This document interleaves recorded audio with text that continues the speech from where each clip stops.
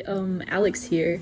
So before we get into the re-upload, there are a few things I'd like to say and some information I'd like to provide for clarity. So for those of you who don't know, Spoctor deleted his channel probably about 5 or 6 days ago, and I was only made aware of it like yesterday. And this specific video was very important to me, and this is the only video I will be re-uploading, and that's because I don't think it's my right to re-upload the other videos. Many of them can be found on the Wayback Machine, and this was the only video I had direct involvement in the production of, so I thought I should probably re-upload this because, for one, I contributed a lot to this video, and for two, it was a very good source of outing a lot of the trauma I went through as a younger kid. For example of my involvement, there's a section in the video where Spoctor reads a passage from a document by one of the victims of said group that is shown in the video, and that was a document I made when I was 12, about 2 or 3 years ago.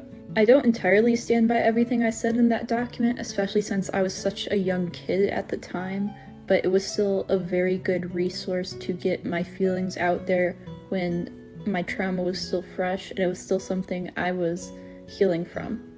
Another example there are several screenshots that he uses as evidence that were from our DMs when I was helping him out with the video. I also helped him out with some of the Birdie stuff as well, since I had a good amount of information about private things related to that whole situation as well.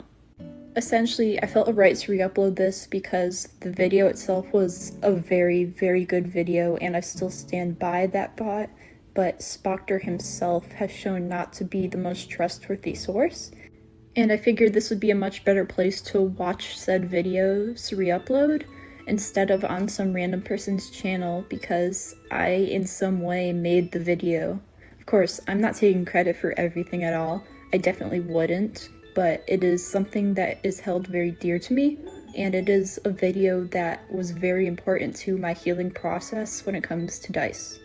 At the time, I had been continually working for basically years to stop the whole group and to help those that would continue to go towards it, and that's still something I've been trying to do. It's resulted in a lot of my own pain, but it was something that I sought out to do after experiencing what awful stuff these kids could go through, and that Spoctor video gave me an outlet to share that pain and share how safe you have to be and how much people care for you and not to go down the same path that I did.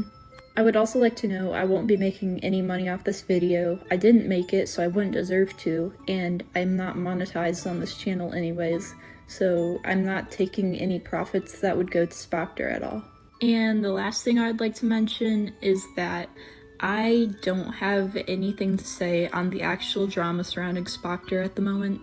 I guess there are some things I don't agree with. There are some things people are saying about him that I don't agree with, but overall there are a lot of things he's done that aren't okay, and I just hope that he can move on with this and just live a more private life. So I think that's about it. I would encourage you to check the pinned comment or the description, since I do plan on adding some more information later that I'm not as good at clarifying through voice. And I just hope you enjoyed the re-upload and consider everything that is said in it. So thank you for listening, and let's go.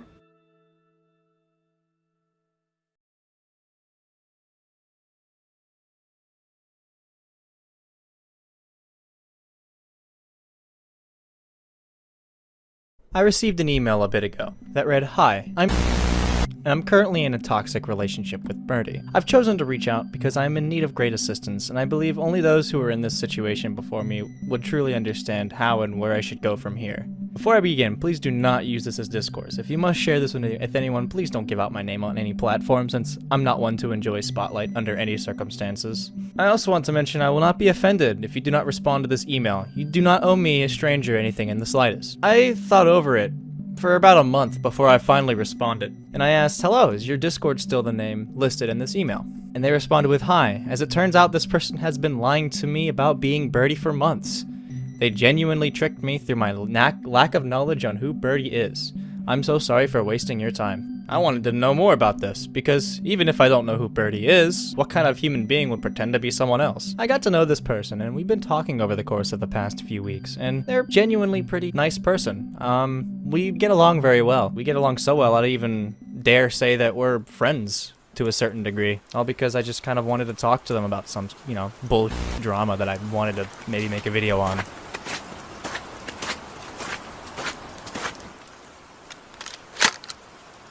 We were rambling for a long time, and they told me about a story of how there was this little internet group where somebody almost killed themselves on camera with a shotgun, willingly, and everybody in the group was, into it. One of them even sent the shotgun to this individual so that they could do it on camera.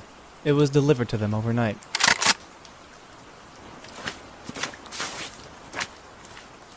It was an exciting, thrilling experience that they were excited for.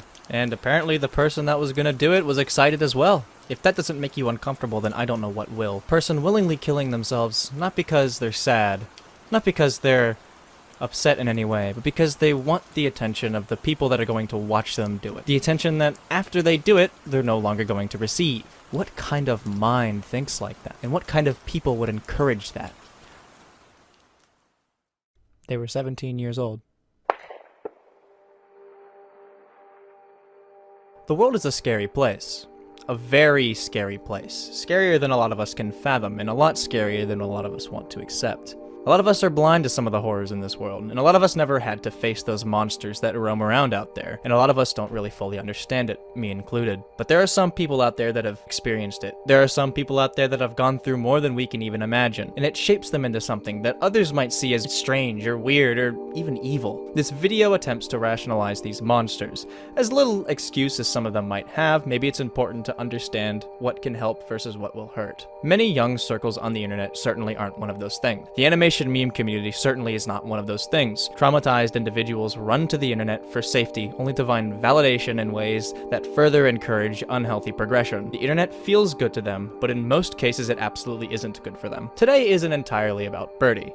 Although Birdie is a large topic of the video, Birdie is only a chess piece to the example this video tries to make. Birdie is our starting point. You'll be introduced to many different types of people. Lots of them human, and lots of them hurting, and some of them very dangerous. They're not dangerous to us, no. They're dangerous to themselves, and they're dangerous to the people that are like them. Do you remember being a child? Likely not. Much of that era of my life is vaguely remembered. There are points where my memories are only recollected through stories told by my parents. More than that, there are situations that I don't recall ever supposedly even happening. I have a sister. When I was around 6 to 8 years old, me and my sister were arguing with one another. Eventually I did something that aggravated her quite a bit, and she said, "I hate you." And I wittily responded with, "Well, yeah, you better learn to like me, because one day we're gonna marry." My parents very quickly corrected that after they overheard our conversation. My inexperienced childhood brain thought that, the idea that my parents had the same last name meant that they were siblings. My sister had the same last name as me, so I kind of put that, flimsy puzzle piece together. That memory is ingrained in me very strongly. And I'm not sure why this one stuck, but it did. Could you imagine if my family decided to never correct me on this incorrect view of life? Could you imagine if my parents also convinced my sister about this incorrect view of life? On top of that, let's propose the idea that our families cut us off from the outside world. Me and my sister would probably grow into an incestuous relationship. Because that's what we're raised to think, and it's normal because we had no other moral grounds to stand on for reference. Children are extremely malleable, way more malleable than a lot of us realize. Childhood trauma, childhood neglect will ripple devastating mental issues across decades of impairment. Some children are so mentally tormented by dysfunctional roots that some of their dysfunction and misunderstanding of the world is permanent. The first 12 years of a child's life is pivotal. That is what will shape the mental psyche of who they are and what they're mentally capable of. Reasoning, rationale, mental identity, critical thinking, a sense of belonging. All of these things are formed underneath this threshold. But what if a child was taught not to try? Or worse, not taught anything at all. A child without a supportive information system is a child who's forced to learn on their own, and in most cases they can't learn on their own until that initial threshold is passed. The gateway to meaningful foundation is closed, and they're left with extremely underdeveloped understandings of their identity and a way of life. And then society views them as weirdos, as monsters, because they didn't grow up in a way they should have. This is a philosophy we can apply to a large majority of disgruntled children. This is a philosophy we can try to understand among the progression of this video. Individuals without a solid supporting family will never form a solid sense of identity. Neglect will create insecurity, insecurity will create discombobulation and impulsivity. We can't fault these children for how they act.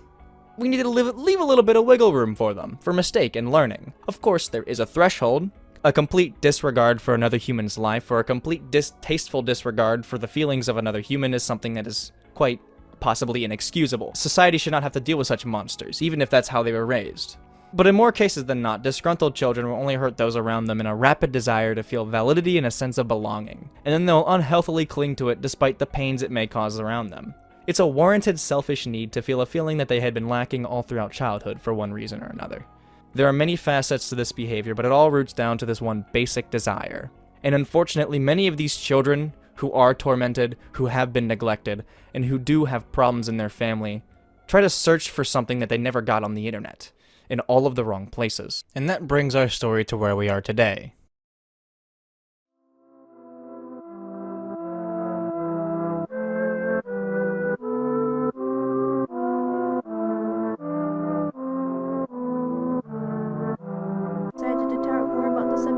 Regardless of what people say. Birdie. My thoughts on this. Which can't read fast. Like the ones that. And I'm back with it.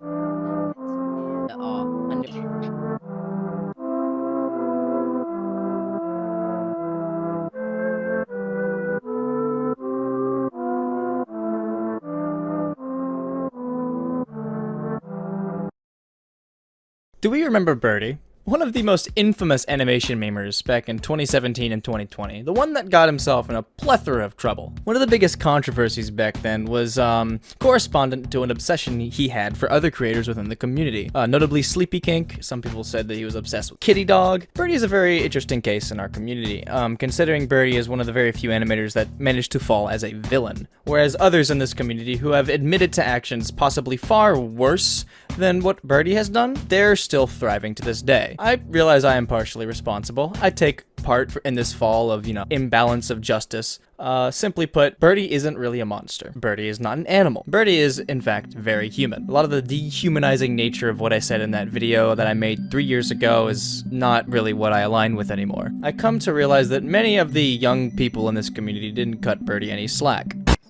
Oh boy, looky here. An actual rant instead of some clickbaity title. Holy shit, go to bed, it's past your bedtime. And then when the adults decided to follow without paying much attention, that's what set the nail in the coffin. Near the beginning of his infamy, he released a video called Pretty Little Psycho, where he would kill the fangirls of a creator that he looked up to, or as some people would say, obsessed over. Birdie basically sent death threats to Kitty Dog fans and proclaimed her love to Kitty Dog. And I'm 95% sure Birdie regrets making this video. It is important to remember that intent is more important than outcome. I know his intent throughout all of his scandals were not evil. Love is a very powerful emotion. It can cause people to act out in ways that are unimaginable. The amount of vulnerability love subjects to people is beautiful in a way, but it can also be extremely unstable. And with Birdie's Pretty Little Psycho meme killing the Kitty Dog fangirls, it makes sense with the context that it's very obvious that Kitty Dog and Birdie had an emotional attachment towards one another in one way or another, and that's something that hadn't been made public whatsoever. Their friendship was a lot more than what was put forth within the words in passing. And yet this was never really mentioned throughout any of the videos online. How strange. Birdie was in another relationship, which then soon ended due to Birdie Dog unable to get control of her quote-unquote feelings for Kitty Dog. I have family that suffers from both of these disorders, and they act very similar to Birdie, having obsessions with either objects or people, and when they cannot have this obsession, they tend to become defensive or angry. These two did have a very intimate relationship with one another, and yet that factor was merely overlooked when lambasting Birdie. An obsession with Kitty Dog is a grossly incorrect observation to make in regards to these two's relationship. It's quite clear the two of them had a profoundly unhealthy liking to one another in one way or another. The dichotomy between these two is very clearly being incorrectly identified as an obsession, when we can obviously see that is not the case. And we all know Kitty Dog isn't the perfect angel as many of the rants paint her to be, as evident by the things that have been said about her on Twitter, online, yada yada. It's abundantly clear Kitty Dog has issues of her own. And with Kitty Dog's severe lack of self-attentiveness, it's very clear that Kitty Dog has a very hyperactive state of libido, and by extension, emotion. It's just a recipe for disaster waiting to happen. Although many children around that age can be with puberty. A lot of what has happened now is merely an onslaught of the learning the world around you. Same can be said about most of the kids in this situation. Funnily enough, I started releasing the badly done videos on Birdie rants around this time, considering how fucking terrible a lot of them were. Hey guys, I'm here to talk about lovely Birdie dog. It sounds like you're talking to me on the left side of my ear. This audio isn't even stable. There has been this irrational hate boner for Birdie way before Birdie even went on to do anything ridiculous. I even showed it in my video that Kitty Dog did not care about what Birdie was doing. Inspired by me, so I do not care. Little did I realize they were buddies at the time. You know, buddies for a decent bit up until like the end of 2019. So this whole Kitty Dog Birdie thing is very obviously missing a piece. And there's people out there speaking for these two when quite literally they don't know what's going on. It's a lot more personal than it seems. It can be easy to become angry when someone you thought likes you shuts you out. It can be aggravating when the person you like gets an assload of attention from strangers. It's very, very simple to say that this whole thing should have been kept private and not uploaded. It's inappropriate. Pretty apparent they'd both encourage each other to create NSFW works of themselves and other characters, including Sleepy King. So these two people being together was an obviously very unhealthy connection. Another thing Birdie got flamed for was that he was doing all of this while dating Fonte, otherwise known as Heimguts. You know, 12-year-olds dating, because that's how old they were at the time. I don't know why we didn't expect them to behave the best as 12-year-olds dating.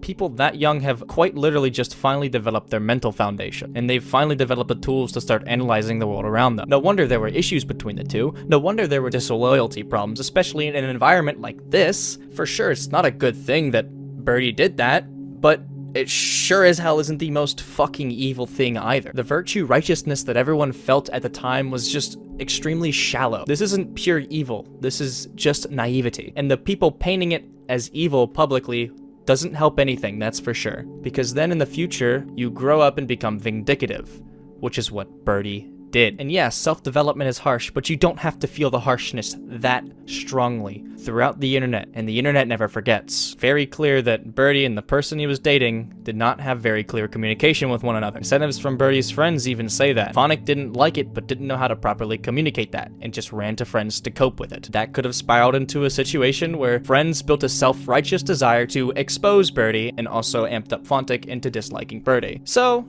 one of Birdie's first relationships soiled and destroyed.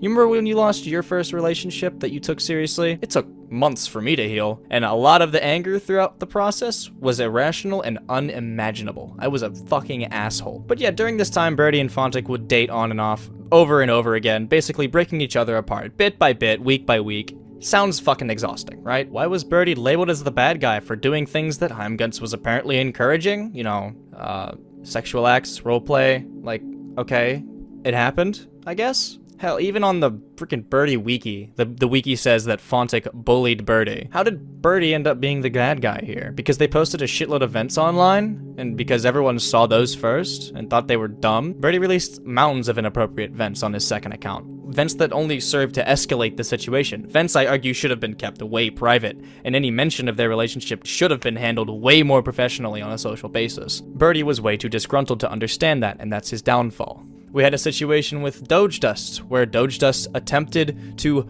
pretend to kill themselves to either A, entice a reaction out of people, or B, freak out Birdie and push him away because for some reason these kids don't know how to properly communicate their emotions, so they resort to these hyper-extreme tactics that basically mentally exhaust everyone around them. Then we had Toxikai, who acted like a complete dickhead to everybody around him and, you know, panicked a majority of the animation community with his threats of mass reporting, and apparently I was shipped with him at one point. I don't remember that, but I guess that happened. Toxikai, Doge Dust, Heim, they were all the ones responsible for Birdie's channel being terminated, the constant back and forth, the constant berating, degrading, insulting, the vents, the reporting. This was far more than just a one-sided thing, and I don't know why everyone thought it was. Honestly, you can just boil down every and all the drama situations from Birdie into a very few simple things. Interpersonal relationship quarrels being outed online by children who have very limited grasp on social understanding. Oh, that's it. There's no more. It's actually just one simple thing. That's it. We always called Birdie the bad guy, but yet never once looked backwards at the people that surrounded him. Look at Doge, look at Heim, look at Toxikai. Those people were very, very bad to Birdie, and Birdie kept trying to be close with them. Birdie kept trying to be attached to them. This isn't a case of Birdie bad. This is a case of an entire circle being absolutely abhorrent to one another. They faked suicide. They took down his YouTube channel. They spilled out their interpersonal relationship issues to everyone else without even talking to him. And then Birdie would lash out in very irresponsible ways. Ways that further drew attention to everyone, to try to victimize himself, to try to turn something that was not black and white into a black and white matter. But yet he would still cling to the people that hurt him. Birdie is merely a result of a child being given too much spotlight at a very important developmental period in their life. A period where they try to break away and rebel against their parents, and so they stop listening to their advice. And so they try to be their own person and only end up destroying themselves in the process. If you're a nobody, then usually this period will pass by and no one will remember it and everyone will forget about it. But if you're someone like Birdie, who had a lot of people watching you, the effects of that period of your life will linger forever. Unfortunately, a lot of what's out there is verbal discourse of Birdie, an emotional person who tends to rant out their heart online when he is wronged by the people around him. And the people around him have very much wronged him so in very many ways. But a majority of people saw Birdie's vents and thought it was very ridiculous and inappropriate, which it was. But there's way more to the story to paint a full picture. Birdie has been off the internet since 2021, and supposedly has been improving tenfold with the way he behaves, acts, and communicates with people. Who knew getting out of a very toxic environment and a very toxic internet circle could be so healthy for you? Because when disgruntled individuals give you attention, and you enjoy it, and you get that rush, you don't want to leave them, and you get trapped in the cycle. Some people don't learn to let go, and that's a very dangerous thing. Finding good people is hard, especially for someone at that age. Very, very young into my childhood life, my parents instilled very strong values into how I should respond to somebody that is hurting me. I don't think Birdie's parents did the same. Who you surround yourself with defines who you end up becoming, and the people that Birdie surrounded himself with are some very disgruntled individuals. None of them, by far, however, has been as bad as an individual named Elijah.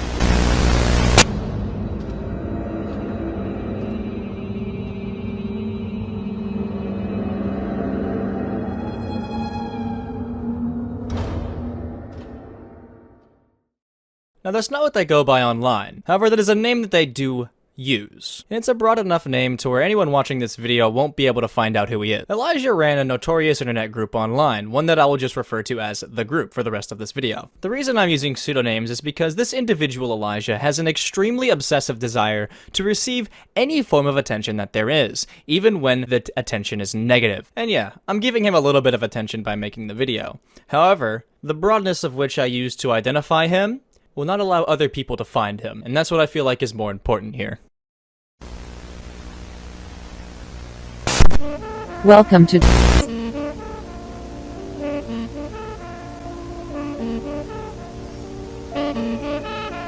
You may be asking yourself, what is is an organization, a safe space for those who don't belong, a cozy environment to meet new friends and others just like you, a family that gives you relentless support and is there for you no matter the time or occasion. What are the rules? Respect your leaders and other members. Respect the blacklist and add trigger warnings if needed, if required. Yo, who left this garbage playing? What? Let Elijah set a very important example today. Elijah is an individual from Ireland. Birdie met them near the era of around 2020 and joined their group for a very short period of time before promptly exiting. I'd say they knew each other for around a month. You see, Elijah used to be part of this older group online that he run jointly together with another individual named Geo. They called it the Trash Gang. Elijah really liked Birdie. I think so much so, in fact, that back in the day, he used to pretend to be Birdie. It got so unremarkably bad that Elijah soon polluted their own brain into kind of like thinking they were Birdie for a short period of time. You'll find this is a very common thing among Birdie's circles. The original Trash group used to be all about love, positivity, but they also do a lot of deplorable things. They'd share themselves cutting on the group because, I don't know, it's attention seeking. To what I've been told, I believe Elijah used to cut a lot in the group and it made everyone all fucking weird because, yeah, it's weird. And then Geo and Elijah had a very, very passionate falling out, and then they eventually became enemies and had splitting ideologies. Geo's group became more of a loving, friendly place, whereas Elijah's group maintained the once intense details that rooted in the group's creation. What exactly is the group? Well, to put the group bluntly, it is a group of kids that are trying to basically out-edgy one another in this twisted sense to receive attention and validity. And Elijah is in the center of this group. He appoints friends and buddies as moderators. They have a general open invite policy for anyone who can be on. In order for you to be trusted, however, you need to be, I guess, quote, cool enough to be allowed to hang out with them. You know, being cool is basically equivalent to you have to give an extremely amount of attention to these people in ways that are almost outlandish and obscure. Other people who have covered this group called it a cult, but I think that's a very, very poor description for this group. This is a very, very poorly done cult, if this is a cult, because there is no structure, there's no appointment, it's quite literally just a group of disgruntled kids trying to be edgy and I guess cool. Here's some images taken from Elijah's Instagram, some of them are from Gio's Instagram. It's just a bunch of promotional stuff to promote their group. People writing on their bodies, people encouraging you to join. It's a friendly place. There's a set of rules that you have to follow because, you know, Discord servers have rules. Respect your leaders and each other. That doesn't get followed at all. Here's a couple of screenshots of members from the group basically threatening to leak a 10-year-old's address. You want to see pure evil of people who do things just for the sake of being mean? These are the people. If you wrong them, they will hurt you. Not even in like, you know, petty ways, in like mentally traumatizing ways. This is a little excerpt from one of the ex-moderators who are making their own video. If you want to go by Elijah's definition, he'd say it's a group or a family, which is true. We wouldn't be here, would we? Essentially, it's a cult of like 400 teenagers. Of course, nothing good can come from that. Now, you might be thinking I am over-exaggerating things when I use the term cult, but no, I am not. First of all, the maker of this so-called cult is literally a zoophile criminal. That should obviously be a red flag from the start. And yes, he is. He has been convicted of these things. Secondly, what makes this a cult is the fact that he promises a safe space for troubled teens, but of course just hurts them. Hell, when just joining the lobby, I was told that you aren't allowed to share any opinions until you were an official member. Yeah, totally safe for kids. Thirdly, you're instructed to worship the leader. Some people there genuinely believe that that kid is a god, and I'm not there to bully them either, because I'm, relative to the title, I was once in the same position. Overall, this is a pretty good rundown of what the group is. The only thing that I pretty strongly disagree with is the notion that this thing is a cult. This is not a cult. Like I said earlier, it is a group of kids just being edgy. And yes, that includes the criminal aspect, because people break the law all the fucking time. That doesn't make them a cult. At the beginning of this video, I mentioned that we should be patient with kids. I mentioned that we should give some room for improvement, but I also delivered to you the concept that society should not have to deal with monsters. There are some children, some people out here that will cause so much harm that they would be better off reaping what they sow. Some of them we shouldn't give them the benefit of the doubt, and we shouldn't give them that patience. There are some monsters out there that should be treated as what they are, because trying to understand and rationalize them gives them power that they will attempt to manipulate. Trying to forgive them makes them hurt more people. This isn't a matter of being nice. This is a matter of not being an idiot. Elijah is one of these monsters. We can try to understand what made them and what they are and feel for some of the trauma they probably went through, but in the end, sometimes it's important to preserve the view and preserve yourself. To put it simply, Elijah is above our pay grade. It's not our job to give something so evil the rectification they want if they will just abuse it. So imagine this.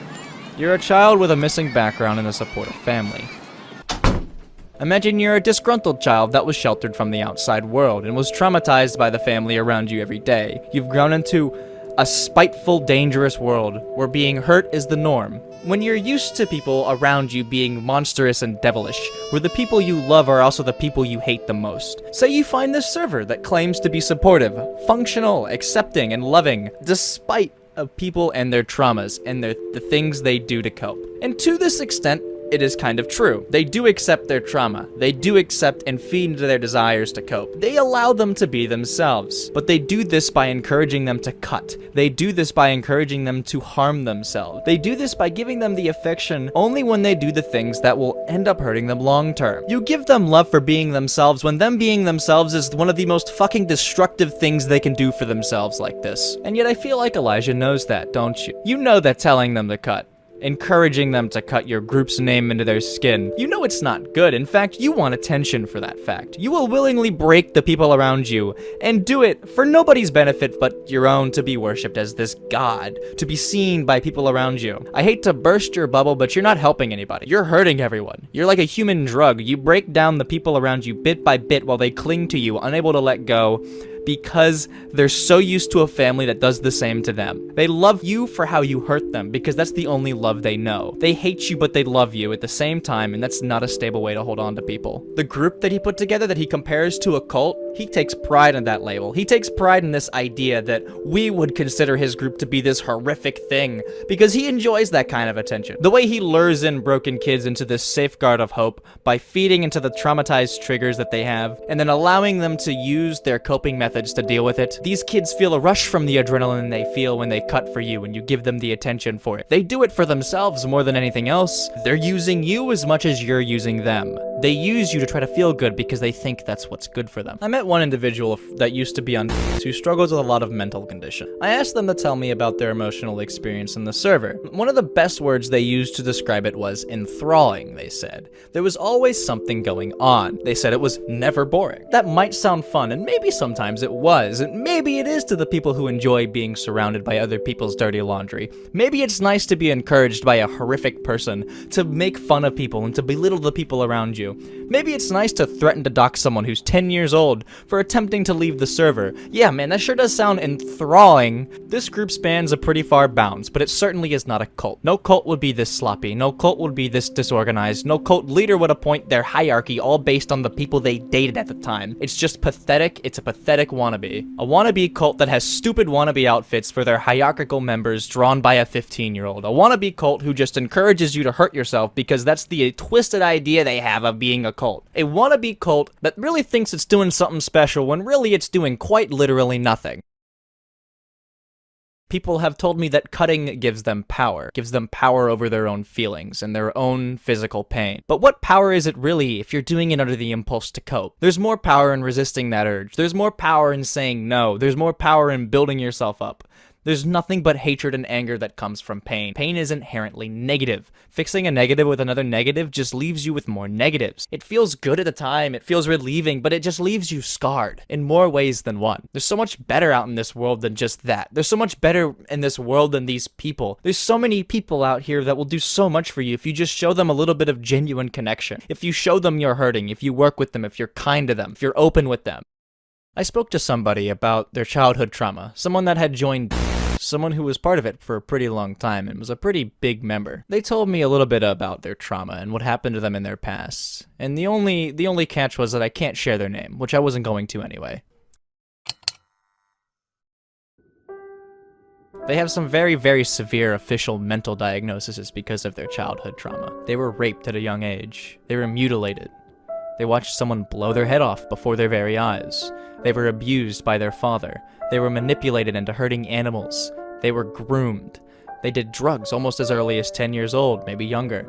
They were neglected, abused, abandoned. They've been shot. They've been shot at. They've been stabbed. They've been jumped. All before they even turned into a preteen. And this is unrelated to the group that we've been talking about.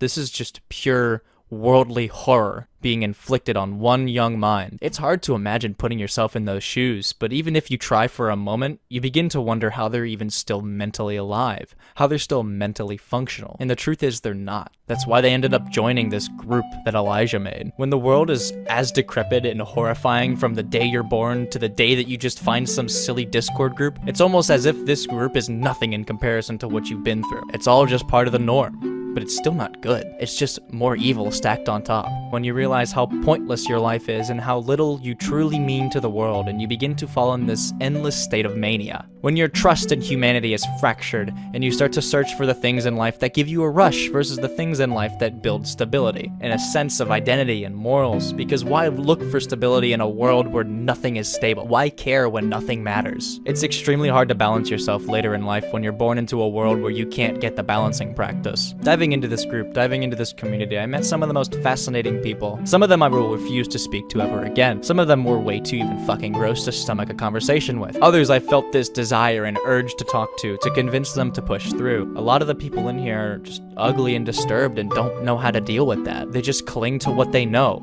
Hurt, pain, their BPD, favorite person. That's a thing that I heard a lot throughout all my interviews. A favorite person, someone that they're stuck to and attached to and they can't look away from no matter how much they hurt them. Maybe it's because they're clinging to somebody that reminds them of their family. the only love they know. This person that makes them feel adrenaline and intensity. Something that's not built on healing or strength. It's built on disorder and chaos. It's hard to climb up from. When your sense of self is so destroyed to the point where your values are scrambled and your sense of morality is diminished, it's very easy to just enjoy the things that make you feel good in the time, especially with such a disordered foundation, but as a result, you live your life extremely shallow. These are the people that surround this small dividend of the art community. When the world around you is so broken that there's no point to building yourself, then it almost makes sense to seek for that attention. It almost makes sense to just look for the things that feel nice at the time. Fortunately for us, Elijah had his devices seized by the police back in September of 2021. The internet is no place for someone like that. The internet is no place for something like that. And the people like this are the reason this place is so dangerous. The people like this feed into a broken person's mind. They latch onto another person's desire to feel good. Elijah, you demand that people do things for you, to keep you around, because they're so addicted to you, because of that mental trauma that flows behind them. You continuously seek that attention. You look for those shallow relationships among people. You're no god. You're just another traumatized kid that's coping just like the rest of them, but you're coping in all the worst ways. The world is a scary place. A very scary place. Some of us are fortunate enough to grow into a safe circle in our world. We grow to hate and deplore those monsters that nurture in the surfaces around us. A lot of these, quote, monsters are still trying to climb out of this hell. A lot of them are moving forward, and a lot of them are still trying to learn the things that they didn't when they needed to. Other monsters, however, they enjoy the chaos. They want to relish in it. They live in it. The roller coaster that thrives down there is too enthralling to leave. They hate the pain, but they love the highs. Let them rot down there for all we care. Like you, Elijah. Stop dragging others down with you, because a lot of them truthfully do not want to follow you. They just think they do. And they go through these manic phases where they desire to feel that rush. That's the result of their instability. You're drawing them to their demise because you're a selfish, fractured human being, and you truthfully don't want to die alone. But in reality, people like that end up dying alone anyway. Birdie's climbing out. Birdie's getting better. We can all cheer for him one day and hope he returns gracefully. It's good to be open. It's good to talk. It's good to talk constructively about how you feel. The way that he was doing it before left us with nothing more than confusion and frustration. And to the people listening to this video, if there's one takeaway from any of this, value yourself a little more. Give yourself a little bit more credit than you already do. The worst thing someone can do in this world is allow themselves to lose their sense of self. Chaos is not an identity. Chaos is a lack of identity. What makes someone human is how they organize who they are and the morals that construct their behavior. So give yourself some love. Be strict on yourself and parent yourself. Responsibility builds that healthy foundation. Chaos destroys it. It might not be fun and enthralling, but it sure as hell is more stable. And stability is the thing you need to enjoy that ride that life has to offer. The only way to enjoy the path we walk in life is to be grounded enough to step on the pavement.